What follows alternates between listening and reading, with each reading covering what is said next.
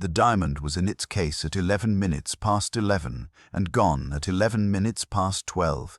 And in that hour no door had opened, no window had been touched, and no man in the room had risen from his chair. I should say at once that I was one of the 4 men in the room. I should also say that I am not by nature a man who tells stories about himself. The events of that night belong properly to Holmes and to the woman whose name I cannot bring myself to write even now, all these years on. But the case has never been recorded, for reasons that will become clear, and I find that I would rather set it down imperfectly than allow it to vanish altogether. There are some silences a man cannot in conscience keep. It was the 3rd week of February, and London had gone the colour of wet slate. The diamond had come to the house in Cadogan Square under conditions of such elaborate secrecy that the secrecy itself was the first thing one noticed. Lord Arthur Beaumaris had arranged it. He was a man in his 64th year, a former Under-Secretary at the India Office, and a collector of the kind whose collecting was indistinguishable from a private religion. The Koh-i-Noor had been brought to his drawing-room for one evening under armed escort at the request of a committee preparing a memorial exhibition. Beaumaris had asked for the privilege of viewing it in his own house, in the company of 3 other men whose judgment he claimed to trust.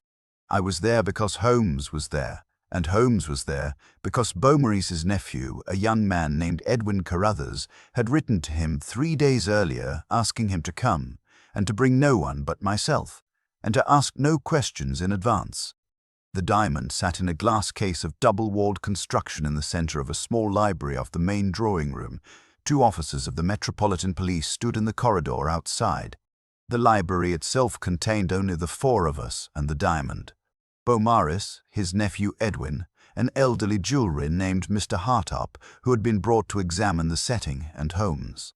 I sat just inside the doorway, on a chair Beaumaris had placed there for me with the courteous indifference of a man who has decided in advance that one's presence will not matter.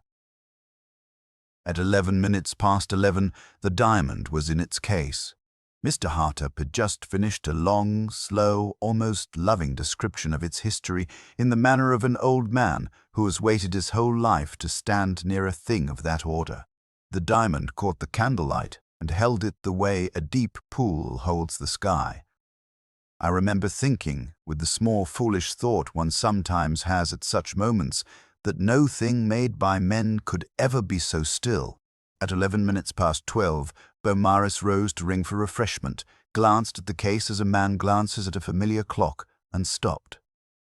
The case was empty. He stood there in the middle of the room with his hand raised toward the bell rope, and for what must have been 5 full seconds, none of us understood that we were looking at nothing. Then Edwin said very quietly, "Uncle," and Mr. Hartop made a small sound in his throat, and Beaumaris's hand came down slowly to his side, and Holmes, who had been seated nearest the case the entire hour, did not move at all. There had been no sound, there had been no movement. The candles had not flickered, none of us had stood, none of us had crossed the room. The door behind me had remained shut, and I would have heard it open even had I been asleep, which I was not. The window behind the case was shuttered and barred from within, and the shutters had been examined by both police officers before the diamond was placed in the room. The diamond had been in our sight, or near enough to our sight, for the entire hour. And it was gone. I want to pause here, because what I am about to tell you is not the kind of thing I can simply set down and walk away from. I have been writing these accounts for many years now, and I've come to understand that the people who follow them do so for reasons I did not at first appreciate. They are not, most of them, hungry for spectacle. They are people who, late at night, want a voice in the room that is paying attention to something carefully. They want the world to make sense for an hour, even if the sense it makes is grim. I have learned not to take that lightly. So if this story is one of the ones that stays with you, I would ask only that you let it stay, and if it moves you to share it with someone who would also want a voice in their room tonight, then do that. That is all the help any such story can ask of you. Now, the case was empty. Beaumaris's first action was peculiar. He did not call the officers in the corridor. He did not raise his voice. He walked to the case, placed both hands flat on its glass top, and stood looking down into it as though he expected the diamond to return of its own accord if he were patient. Then he turned, very slowly, and looked at his nephew. Edwin Carruthers was 28 years old, fair, slightly built, with the kind of features that look as though they had been arranged with care and then left unfinished. He met his uncle's eyes and said, "I did not touch it." "No one has accused you," Beaumaris said. "No," Edwin said. "Not yet." It was Holmes who broke the moment. He rose from his chair with that economy of motion which was characteristic of him, crossed the case in 3 steps, and bent over it without touching it. He looked at the glass for perhaps half a minute. Then he straightened, turned, and addressed Beaumaris in a voice that was both perfectly calm and so attentive that I felt the room change around him. "Lord Arthur, before we summon the officers, I would ask you 3 questions. You may answer them or refuse. Whichever you choose will be informative." Beaumaris's face had gone the color of paper, but he inclined his head. "First," Holmes said, "when was the last occasion on which you were alone with this diamond prior to this evening?" Beaumaris hesitated. "I have never been alone with it. It arrived under escort an hour and a half ago." "That is not what I asked. I asked when you were last alone with it prior to this evening." There was a silence. Mr. Hartop had gone very still in his chair, his hands folded in his lap. 1862, Beaumaris said at last. "In Lahore." "Thank you," Holmes said. "Second question. Did you, when you wrote to the Memorial Committee requesting that the diamond be shown in your house, expect that it would be the actual stone or a replica?" Beaumaris's eyes moved fractionally. It was not quite a flinch. "The actual stone." "You expected it, you did not request it." "I did not specify." "Thank you." Third question. Who in this room, other than yourself, has seen the stone before this evening? The silence this time was longer. "Mr. Hartop," Beaumaris said. 40 years ago, he set it briefly in 1853, when it was being prepared for the Queen. And your nephew?" "My nephew has not." "You are certain?" "He has not."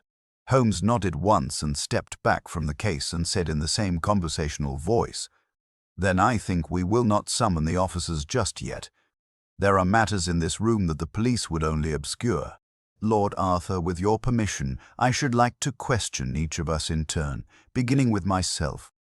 Beaumaris stared at him. "With yourself." I was the man seated nearest the case for the entire hour.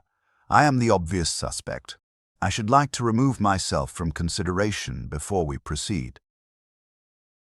He did so briefly and clinically. He had been observed continuously by myself and by Mr. Hartop throughout the hour. He had not risen. He had not extended his arm. He had not been within 4 feet of the case at any moment. His sleeves, which he turned back for our inspection, were empty. His pockets, which he emptied onto a side table, contained a pocket watch, a small notebook, a pencil, a folded handkerchief, and nothing else. He invited Beaumaris to search him personally. Beaumaris, after a hesitation, declined. "Very well," Holmes said. "Watson, you were behind me throughout, and I will ask you to vouch for your own movements aloud that we may hear them spoken." I spoke them. I had not moved from my chair. I had not approached the case. My hands had been visible in my lap or on the arms of the chair throughout. "Mr. Hartop," Holmes said. The old juror began to speak, and his voice trembled. He had not moved from his chair. He had not approached the case. He had remained beside the case at a distance of perhaps 2 feet for the entire hour, except for one brief interval near the beginning when he had risen to point out a particular feature of the setting and had laid his hand, briefly, on the glass. "On the glass," Holmes said. "On the top of the case, yes." For how long? Perhaps half a minute, perhaps half a minute, perhaps less. And the case was closed at that time. It was closed and locked. Lord Arthur had the key.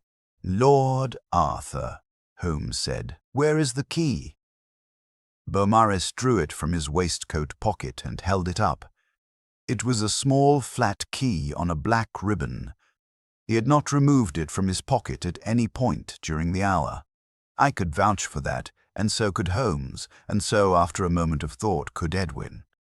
"And the case," Holmes said, "has been locked the entire hour." The entire hour.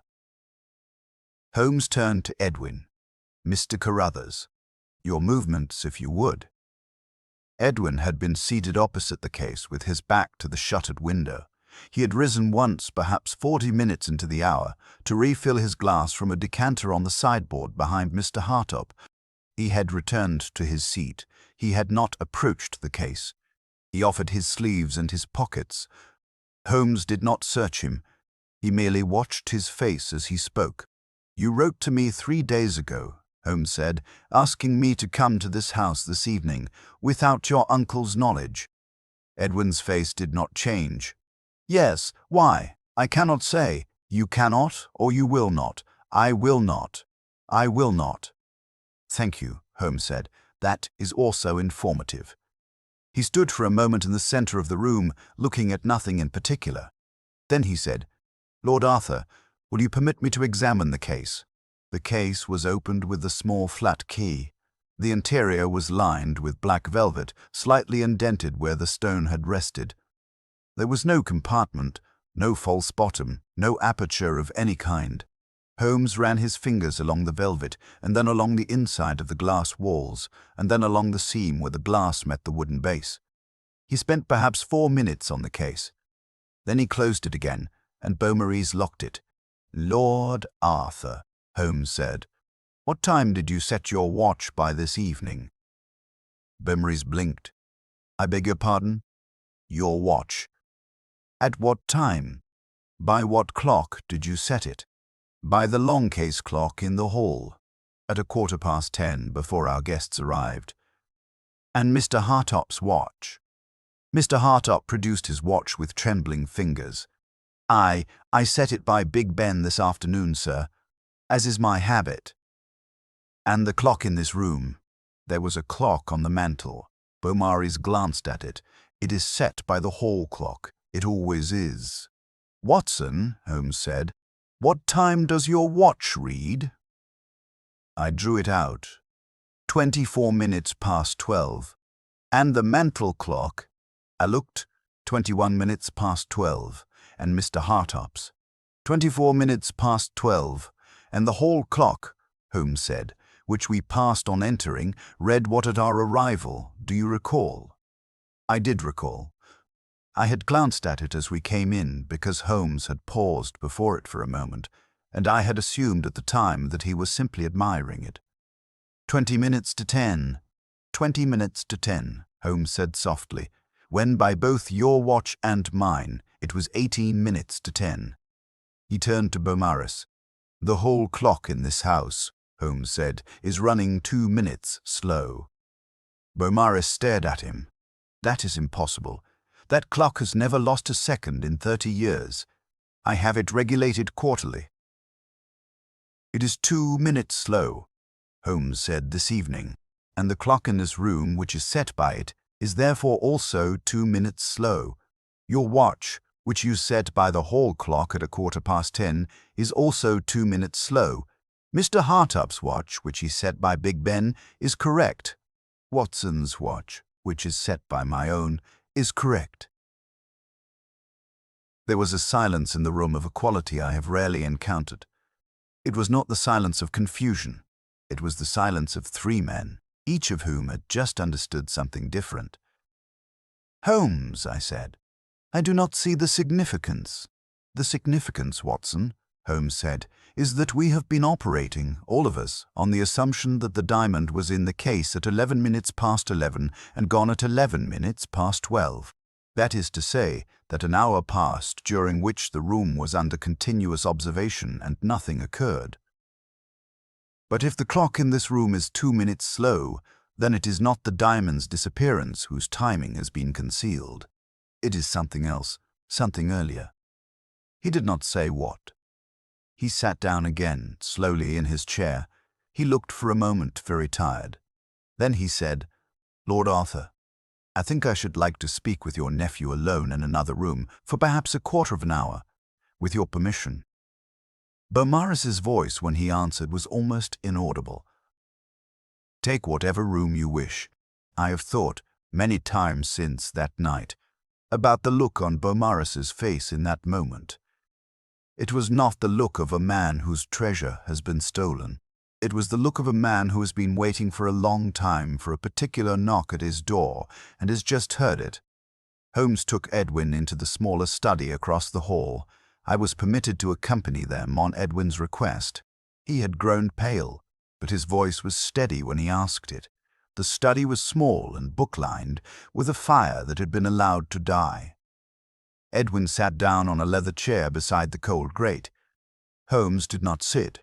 He stood by the door with his hands behind his back, and he looked at Edwin for what felt like a long time before he spoke. "Mr. Carruthers," he said at last, "when did you first suspect that the diamond your uncle was about to host this evening was not the genuine stone?" Edwin closed his eyes. "6 months ago," he said. I did not understand. I did not understand for some seconds after he had spoken, and even then only partially. It was Holmes who continued in the same quiet voice. "And the substitute? Where is it now?" "In my pocket." "Show me." Edwin drew from his coat pocket a small object wrapped in black silk. He unwrapped it slowly, almost tenderly, and laid it on the small table beside his chair. It was a stone the size and shape of a robin's egg, white and brilliant, catching the firelight as though there were a fire to catch. "It is paste," Edwin said, "an exceptional paste, made in Paris in 1849 by a man who is dead. My uncle commissioned it 40 years ago when he was under-secretary in India. He had it made for himself, as a study piece, he said, to compare with the real stone, which he then had access to." Holmes did not move. "Go on," he said. "For 38 years it sat in his study, in a velvet box, in the drawer of his writing desk. I knew it. I had handled it as a boy. He had shown it to me once when I was 12 and told me what it was and made me swear never to speak of it. And I never did. And 6 months ago he wrote to the Memorial Committee and asked that the real stone be brought to his house for one evening. I did not know he had done so. He did not tell me. I learned of it by accident 2 weeks ago when I was sorting his correspondence and found the committee's reply, and I went to his study to the desk where the paste had always been, and I opened the drawer." He paused. The velvet box was there. The paste was gone. Gone where? I did not know. I do not know now. But I knew when I saw the empty box what he intended to do. Holmes was very still. Which was, to switch them, to allow the real stone to be brought to his house under armed escort, to allow it to be displayed in the case in his library, to invite witnesses of unimpeachable character, and at some point during the evening to substitute the paste, which he would somehow have concealed nearby, for the real stone. And the witnesses would all swear that no theft was possible, because no theft was possible. And the real stone would remain his, and the paste would be returned to the committee. And 40 years from now, when it was finally examined closely enough, it would be assumed that the substitution had been made by some other man, in some other house, at some other time. And you came to me. I came to you because I could not bear it. He is my uncle. He raised me. He is the only family I have. And he was about to commit a theft so cold, so patient, so long planned that no one would ever discover it, and he would die in 8 or 10 years a respected man, and the lie would be permanent. And I could not let him do it. But I could not denounce him.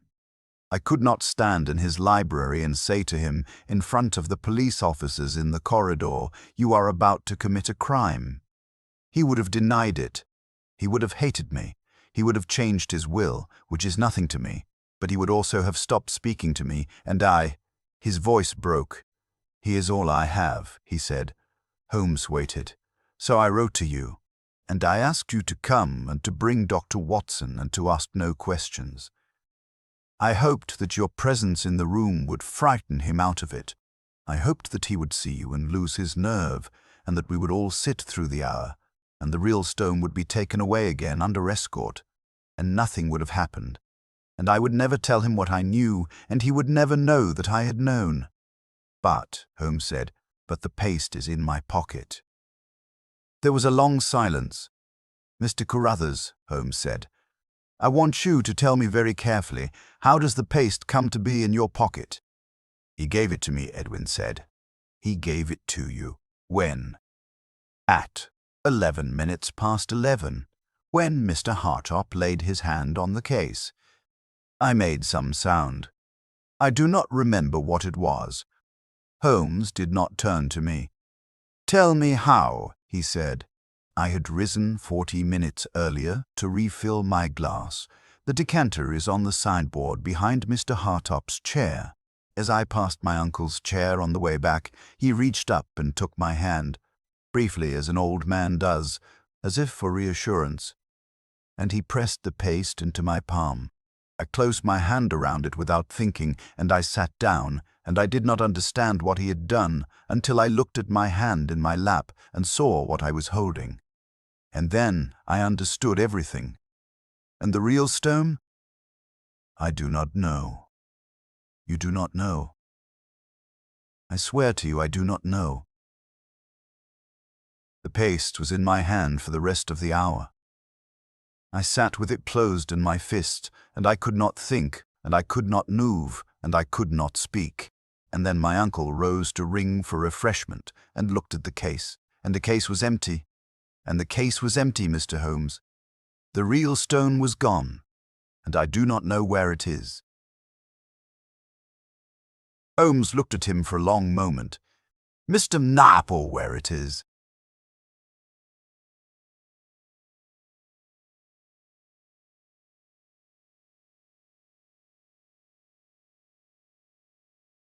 Carruthers, he said, forgive me. I must ask. Are you telling me the truth? Yes. You did not know that the real stone would also be removed from the case. I did not. You had assumed that your uncle would substitute the paste for the real stone, and that the real stone would be concealed somewhere in the room to be retrieved later. Yes. You did not expect that the real stone would vanish entirely from the case while you held the paste in your hand. No. Holmes was silent for a long time. Then he said very quietly, Then we are not looking at one theft. We are looking at two, and the second was not committed by your uncle. He turned to me. Watson, I think we should return to the library. I want to stop the story for a moment, because I think it would be easy at this point for a listener to assume that what comes next is the unmasking of Mr. Hartop. The old jewellery, the only other man in the room with a history of handling the stone, the only man who had touched the case during the hour. It would be the natural assumption. It was my own assumption as Holmes and I followed Edwin back across the hall toward the library. And it would be wrong. And I think the reason it would be wrong is worth pausing over, because it is the heart of what Holmes understood that night, and what I did not understand for many hours afterward. When you have followed me this far into a story, I find it helps me to ask you something honestly. Stay with this. The next part is where the story turns, and it turns on something so quiet you could miss it. If you'll be listening for a clever trick, set that aside. The trick is the easy part. What matters is what the trick was for. We returned to the library. Beau Morris was standing by the empty case, his back to us as we entered. Mr. Hartop was still in his chair, his hands still folded in his lap, his eyes on the floor. Holmes did not speak at first. He walked, with that quiet attentiveness of his, around the perimeter of the room. He stopped at the shuttered window and examined the shutters again. He stopped at the door and examined the hinges.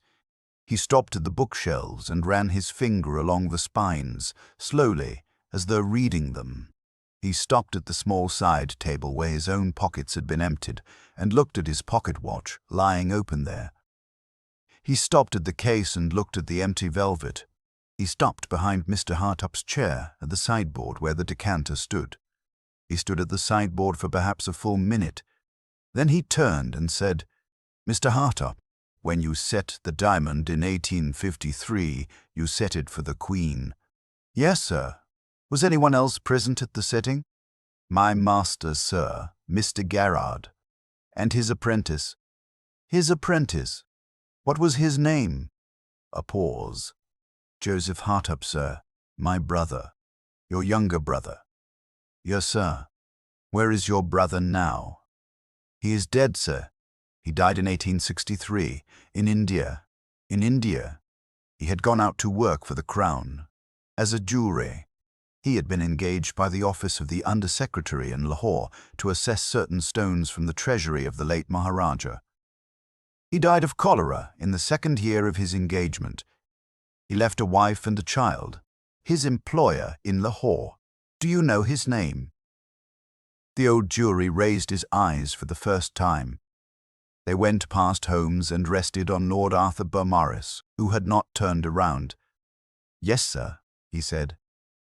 "I know it." Beaumaris's shoulders moved very slightly. He did not turn. "Mr. Hartop," Holmes said, "when the committee asked Lord Arthur to nominate a jury to examine the setting of the diamond this evening, did he nominate you?" "He did." "By name?" "By name." "And you accepted?" "I accepted." "Why?" The silence in the room was now of a different kind altogether. Beaumaris had begun, almost imperceptibly, to lower his head. "Because I wanted to see him," Mr. Hartop said, "with the stone in his house. After 40 years, I wanted to see his face when it was brought in. I wanted to know whether what my brother wrote to me in 1862 was true." "What did your brother write to you in 1862? "He wrote that the Under-Secretary had asked him to make a copy, a paste. He wrote that the Under-Secretary said it was for study, but that he, my brother, did not believe it. He wrote that he had completed the paste and delivered it and been paid handsomely, and that he was uneasy. He wrote that he intended to write to me again in a month, to tell me whether his unease had grown or diminished. He never wrote again.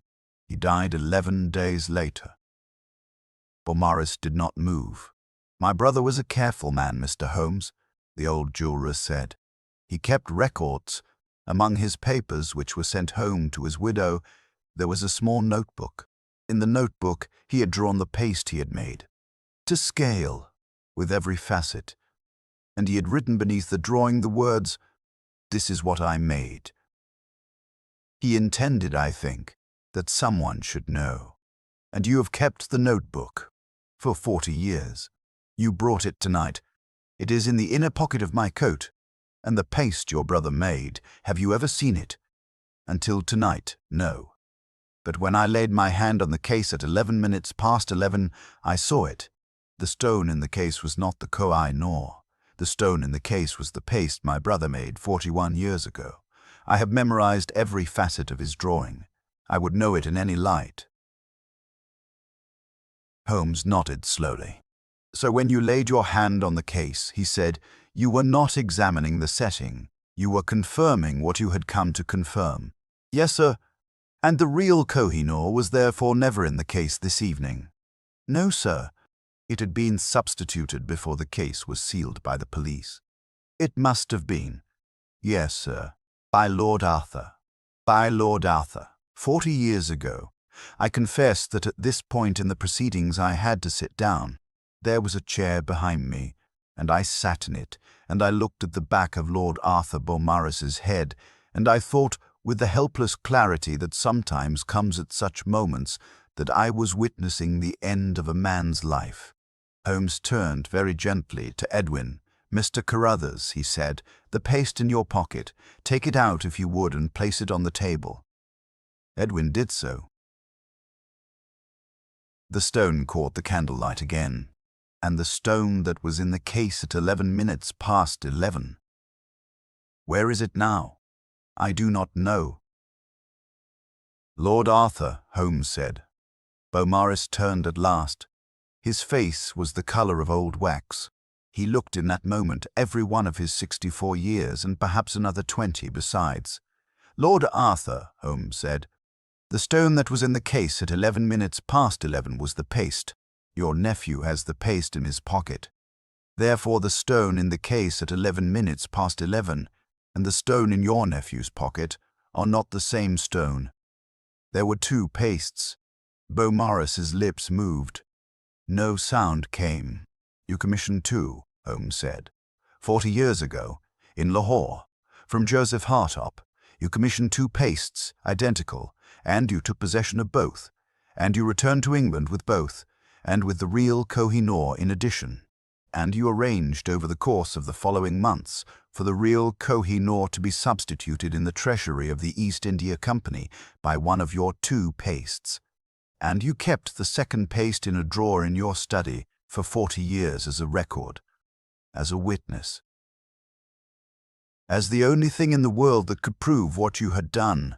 And tonight you brought it out, and you placed it in the case, and you allowed the police escort to bring you the third stone, which was, of course, the first paste, returned to you under the protection of the Crown itself, in the belief that it was the genuine article, and you sat in this room for 40 years pretending to want one final look at the diamond that has, in fact, been in your possession this entire time. He paused. "The real Koh-i-Noor," Holmes said, "is in this house. It has been in this house since 1862. It has never left." Beaumaris's eyes closed. "Where?" Holmes said. There was no answer. "Lord Arthur, where is the stone?" Beaumaris opened his eyes. He looked not at Holmes, but at his nephew, and his face in that moment did something I have not been able to forget. It became young, not in its features, which remained old, but in its expression. He looked at Edwin with the open, unguarded face of a man much younger than himself, a man perhaps not yet 30, a man who has just realized that he is about to lose the one person in the world who matters to him, and who understands, fully, that he deserves to lose him. "In the long-case clock in the hall," he said. I did not understand. Holmes did. Holmes had understood, I think, several minutes earlier, when he had asked about the clock that ran 2 minutes slow. "Behind the pendulum?" he asked. "In the weight. The weight is hollow." "Yes, you replaced the original weight 40 years ago with a hollow weight containing the stone." "Yes, and the additional mass of the stone, set within the hollow weight, alters the period of the pendulum by approximately 2 minutes over a 24-hour cycle. Which is why the hall clock has run 2 minutes slow for 40 years. Which is why every clock in this house set by the hall clock has run 2 minutes slow. Which is why you have lived, for 40 years, 2 minutes behind the rest of London." "Yes." "And no one has noticed. No one comes here," Beaumaris said. The sentence was so quiet that I almost missed it. And it was, I think, the truest thing he said that night, and the saddest. Holmes did not speak for a long time. Then he said, "Lord Arthur, why did you allow the committee to bring the stone here tonight?" Beaumaris looked at him. "Because I'm 64 years old," he said, "and I have not been alone with it for 40 years. I wanted to see it one more time.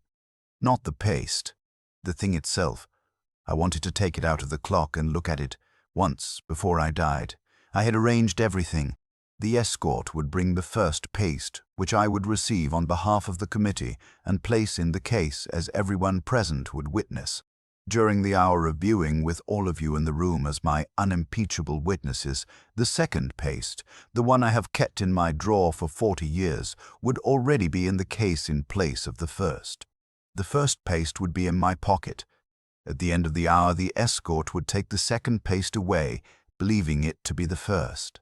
And when you had all gone home, I would go to the clock, and I would take out the real stone, and I would sit in this library with the first paste in my left hand and the real stone in my right hand, and I would look at them side by side for 1 hour, and then I would put the real stone back in the clock and the first paste in the drawer. And that would be the end of it." "But Edwin," Holmes said. "But Edwin." Beaumaris said. "Edwin found the empty drawer 2 weeks ago. I had moved the second paste from the drawer to my coat pocket in preparation. I had forgotten that he sorted my correspondence. When I saw the day before yesterday that he was watching me, that something in him had gone still, I understood that he knew, or he suspected, or he feared. I did not know which, and I did not know what to do. So he stopped. I lost my nerve," he said. "I could not bear that he should think I would steal it. So when he rose to refill his glass and passed my chair, I placed the paste in his hand. I gave it to him. I do not know why. I think I meant—" He stopped again. "I think I meant to be caught by him. I think I meant for him to open his hand and look at what he held, and rise from his chair and walk to the case and place the paste in the case beside the other paste, and turn to me and say, 'Uncle, what have you done?' And I would have answered him, and it would have been over. But he did not. He did not. He sat with it closed in his hand for an hour, and he did not move. And I understood, Mr. Holmes, that he had decided to protect me, that he knew and he had decided in that moment to carry it for me, to take the paste home in his pocket and never speak of it, to allow me to die a respected man. And I sat across from him for 40 minutes and watched him decide to do that.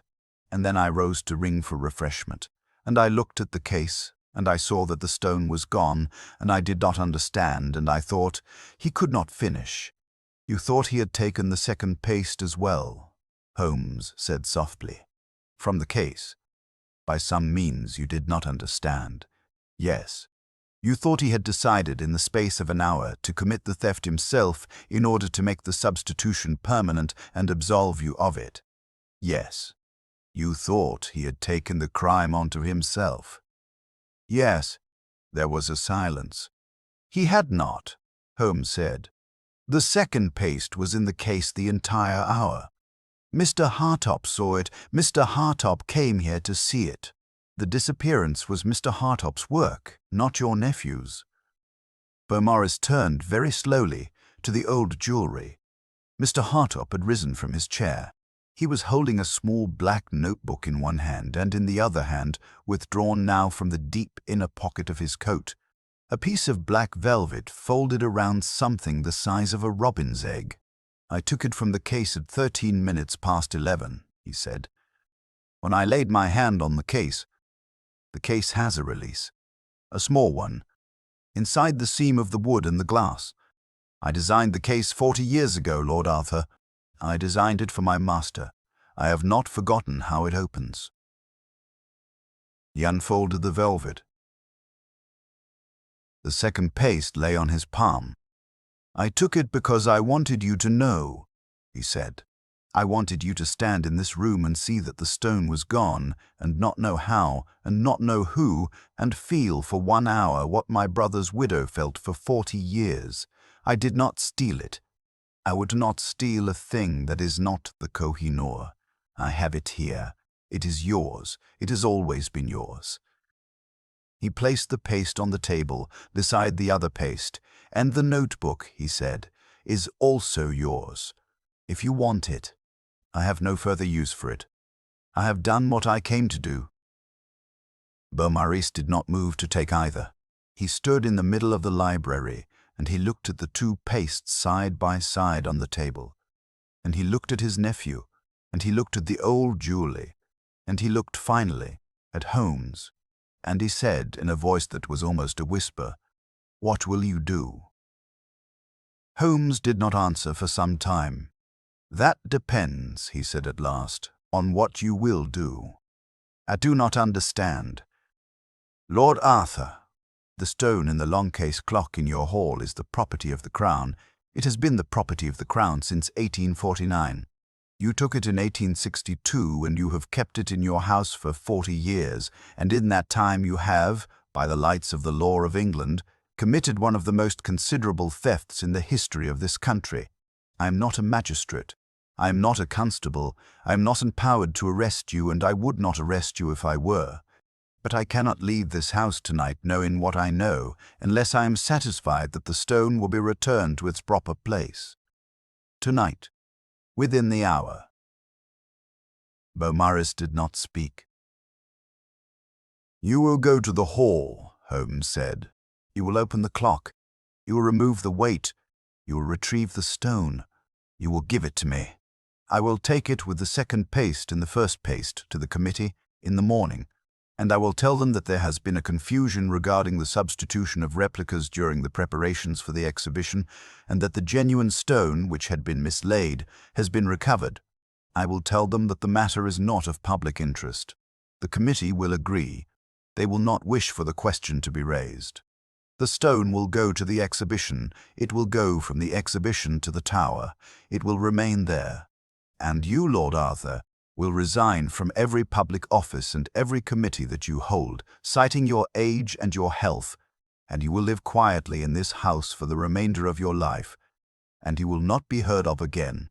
And on the morning of your death, your nephew will burn the notebook that Mr. Hartop has brought tonight, and the matter will be closed." He paused. "Or," he said, "you may refuse, in which case I will leave this house, and I will go to the offices of the committee in the morning, and I will tell them the whole truth, and the matter will be in their hands. It is for you to choose." Beaumaris looked at him for a long time. Then he turned and walked out of the library, into the corridor, and across to the long-case clock in the hall. We followed at a distance. The two police officers in the corridor had been told an hour earlier that they were to remain at their posts unless summoned, and they had not been summoned. They stood at attention and did not turn their heads as we passed. Beaumaris opened the case of the clock. He stopped the pendulum with his hand. He reached down into the recess beneath the pendulum and unhooked the weight. It came up slowly. It was a brass cylinder sealed at the top with a small threaded cap. He set it on a small table beside the clock, unscrewed the cap, and tipped the cylinder gently. The Koh-i-Noor fell into his palm. I've only seen the stone 3 times in my life. Once before that evening in the case where it was not. Once that night in Beaumaris's hand. And once afterward in the tower, behind glass, where I went years later, on a quiet afternoon, alone, to look at it and think about the man whose hand had once closed around it for the last time in a hall in Cadogan Square. It was not larger than the pastes. It was not, in any single feature, distinguishable from them by an ordinary eye. It was simply, somehow, alive. The 2 pastes had been dead stones. The Koh-i-Noor in Beaumaris's palm was awake. He looked at it for perhaps half a minute. He did not raise it to the light. He did not turn it. He simply held it in his open hand and looked at it. And then he extended his hand to Holmes. "Take it," he said. Holmes took it, he said. Holmes took it. He wrapped it almost casually in a square of black silk that Mr. Hartop produced from his coat. He placed it in the inner pocket of his coat, and he said very quietly, "Thank you, Lord Arthur." Beaumaris nodded. He looked, then, at Edwin. Edwin was standing in the doorway of the hall, very pale, with his hands at his sides. "Edwin," Beaumaris said. Edwin did not speak. "Edwin, I am sorry." Edwin did not speak. "I do not expect you to forgive me. I expect you to leave this house tonight and not return to it. I have arranged my will in your favor, as you know. I will not alter it. The house will be yours and what is in it, and I ask only that you do not. He could not finish. "I will stay tonight," Edwin said. "I will come back tomorrow. We will speak then." Beaumaris's eyes filled. "Thank you," he said. "I want to say, before I describe the rest of that night and the morning that followed, that I have thought a great deal in the years since about what Edwin Carruthers chose to do in that moment. And I have come to believe that it was the most courageous thing I have ever witnessed in a private house. It would have been easier to leave. It would have been more dignified. It would have been the choice 9 men in 10 would have made. But Edwin understood, I think, what his uncle had understood when he placed the paste in his hand at the sideboard. that a man who has spent 40 years alone with a secret is not a criminal. He is a casualty, and a casualty cannot be left in the field. Stay with this part. It matters more than the theft. We did not return to the library. Holmes asked Mr. Hartop to accompany him to the front door, and the two of them stood in the vestibule for some minutes, speaking quietly. I did not hear what was said. When Mr. Hartop emerged, his eyes were wet, but his shoulders had lost their stoop. He looked at me and he nodded once, and he went out into the street. I never saw him again. He died, I learned later, in the autumn of that same year, at the age of 71, in his own bed, in his own house, with his late brother's notebook on the table beside him. The notebook was burned in accordance with his written instructions by his housekeeper. The housekeeper sent Holmes a brief letter informing him that the instruction had been carried out. Holmes read the letter, folded it and placed it in a drawer of his desk, where it remained for the rest of his life. I came across it years later when I was sorting his papers after his retirement to the South Downs. I did not open it. I knew what it said. Holmes and I left the house in Cadogan Square at 20 minutes past 1 in the morning. The two police officers who had been told that the diamond had been examined to the satisfaction of the committee and would be returned to its escort at the door, accompanied us with the stone, in a closed carriage, to the lodgings of the committee's secretary in Mayfair. Holmes presented the stone to the secretary, who received it without surprise. The 2 pastes Holmes kept. He never told me what he did with them. I have a suspicion. I would rather not record it. We were home in Baker Street by 2:30. Holmes did not speak on the way home. When we entered our sitting room, he lit the lamp, sat down in his chair and looked at the fire for a long time. Then he said, without looking at me, "Watson, I should like to ask your opinion about something." I waited. "Lord Arthur Beaumaris," he said, "is a thief. The Koh-i-Noor has been in his house for 40 years. He arranged its theft from the treasury of the East India Company with deliberation and care, and he has lived a comfortable and respected life as a consequence. By any reasonable standard, what I have done tonight is a serious crime. I have concealed the theft.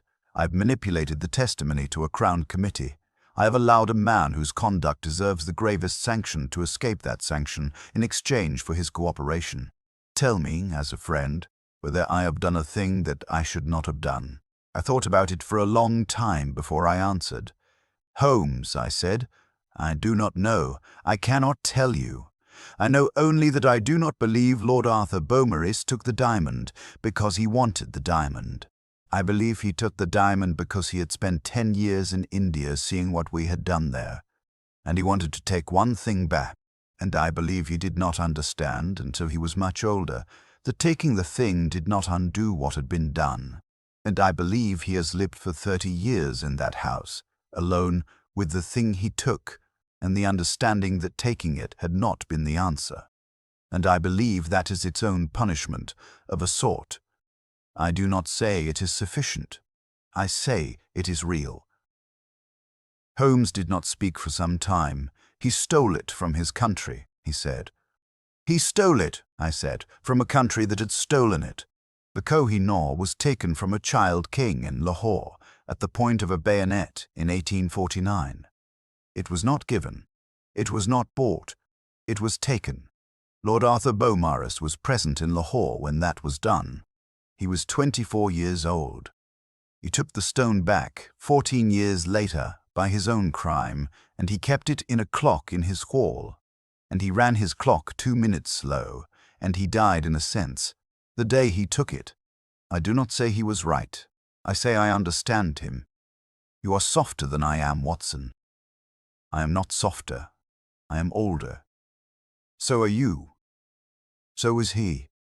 Holmes did not answer. He sat for a long time looking into the fire. The lamp burned low. Outside, the street was empty. A single hansom passed, the horses' hooves clear on the wet stones. Somewhere a clock struck 3. "The boy," Holmes said. "Edwin. He will go back tomorrow. He will. He will stay with him. He will, until the end." Holmes nodded slowly. "That is the thing," he said, "that I find I cannot put aside." The boy held the paste in his hand for an hour. He understood in the moment his uncle placed it in his palm what his uncle had done and what his uncle intended. And he sat in his chair across the room from a man who had just made him an accomplice without his consent, and he decided to be the accomplice. Not because he approved, not because he was afraid, because he loved the man, because the man was the only family he had, because he understood that to denounce him would not undo the theft, but only add a second wound to the theft, but only add a second wound would be his own giving. And so he chose to carry it, for the rest of his life, if he had to, in silence, without thanks. Yes, that is a kind of courage, Holmes said, that I do not think I possess. He looked at me. "Do you possess it, Watson?" I did not know how to answer him. "I hope so," I said. "I do not know." Holmes nodded. He looked back at the fire. "It is a strange thing," he said after a while. "We solve mysteries, we expose them, we reveal what has been hidden. We believe, I think, that the revelation is the good thing, that the truth brought into the light is what heals. But I am not certain tonight that this is so. I think there are some truths that, brought into the light, simply illuminate the wound.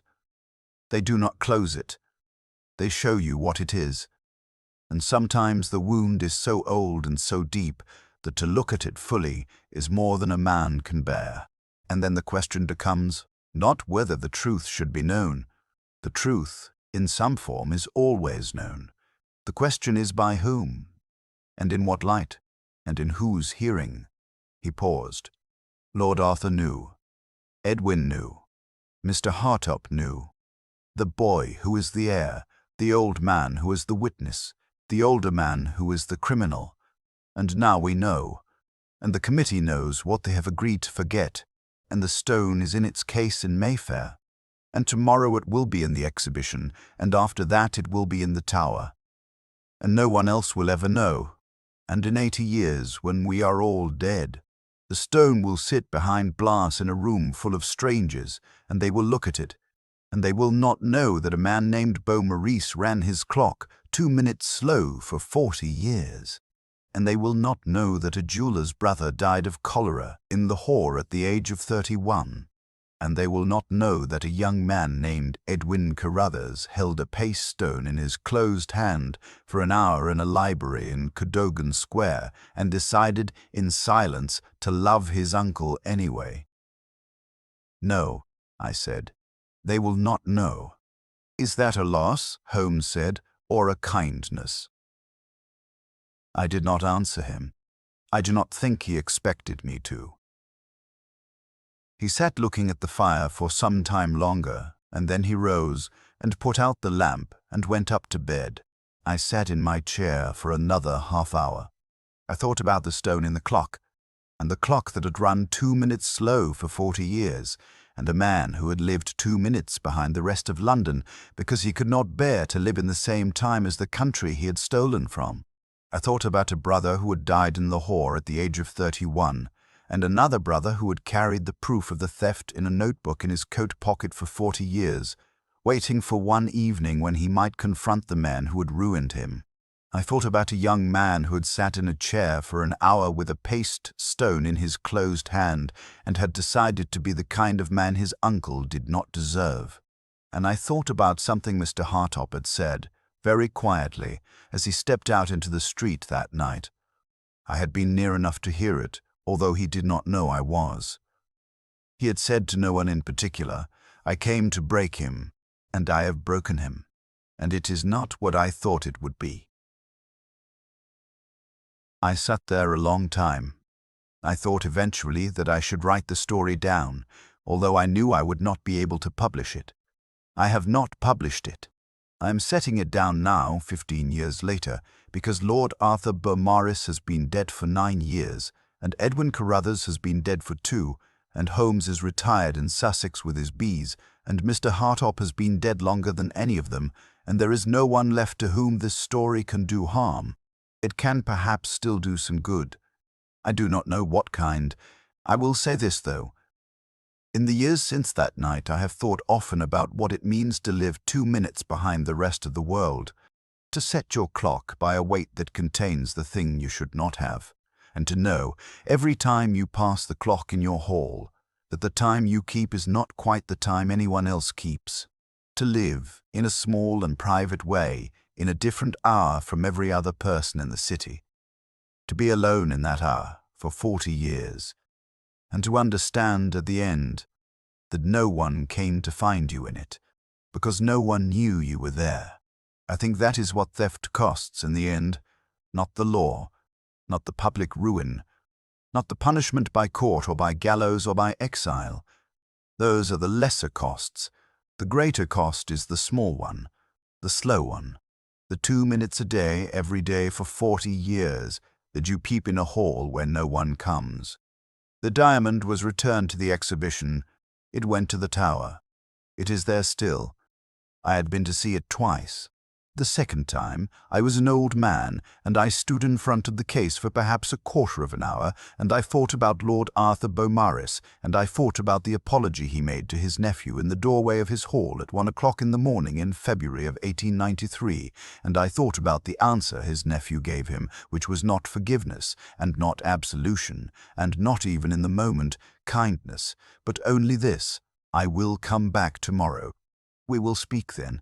It is, I think, the most that one human being can offer to another when the truth has come into the light and the wound has been revealed, not to fix it, not to forgive it, only to come back tomorrow, to say, I have seen what you are, and I will not leave. The stone behind the glass in the tower does not know any of this. It is a stone. It catches the light. The visitors move past it, and some of them stop, and some of them do not. The room is always quiet, in the way that rooms full of looking are quiet. The guard at the door does not speak unless he is spoken to.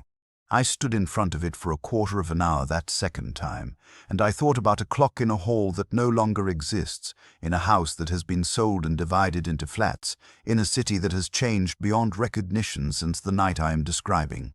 I thought about the weight inside the clock and the small threaded cap, and the way Lord Arthur Beaumaris had unscrewed it without trembling, although his hands by then had begun to tremble in ordinary use. I thought about the way the stone had fallen into his palm, and the way he had looked at it, and the way he had not raised it to the light. He had not needed to. He had known it for 40 years. I left the tower at 4 in the afternoon. The light was failing. I walked home along the river. I thought on the way about what I would say to Holmes the next time I saw him, which would be in 3 months, when I was due to visit him in Sussex. I thought I would tell him that I had been to see the stone. I thought I would not tell him what I had thought while I was there. He would not have wished to hear it. He had said, that night in Baker Street, that there were some truths whose revelation only illuminates the wound. I think he had been speaking of more than the Beaumaris case. I think he had been speaking in part of himself. When I reached home, I sat at my desk, and I took out a sheet of paper, and I wrote the date at the top, and beneath it I wrote, "The diamond was in its case at 11 minutes past 11 and gone at 11 minutes past 12. That is as far as I got that evening. I put the paper away. It took me 3 more years to write the rest. I've written it now. I do not know what I will do with it. I think I will put it in a drawer and leave it there, and when I am gone, my literary executor will find it, and he will decide whether it should be published or burned or simply kept. I am not certain which I would prefer. I am not certain it matters. The men in the story are dead. The stone is in the tower. The clock in the hall is gone. The hall is gone. The 2 minutes remain. That is, I find, the part of the story I cannot put down. Not the theft, not the substitution, not the cleverness of the case with its hidden release, or the long case clock with its hollow weight, or any of the small mechanical truths that made the impossible possible. Those are the surface. Underneath them is a man who, having taken a thing he should not have taken, lived for 40 years in a house where the time was not quite right. And another man. His nephew, who, having seen this, sat across from him at supper every evening of those last years, and did not mention the clock, and said nothing, and came back tomorrow, and the day after, and the day after that, until there were no more tomorrows. The clock was sold with the rest of the house, and whoever bought it, presumably, replaced the weight or had it regulated, or simply set it again by Big Ben one afternoon, and the 2 minutes vanished, and no one remembered that they had ever existed, except me. And now, perhaps, you. If you have followed this story to its end, you have done a thing that has its own quiet meaning. You have given an hour of your evening to a man who is no longer alive, and to a wound that is no longer open, and to a stone that sits behind glass in a room you may never see. You have kept watch with me as Edwin Carruthers kept watch with his uncle, for an evening in the company of a thing that cannot be repaired. That is a small thing. It is also not a small thing. It is the thing this story is in the end about. The diamond is in the tower. It will be there tomorrow. The clock is gone. The 2 minutes remain.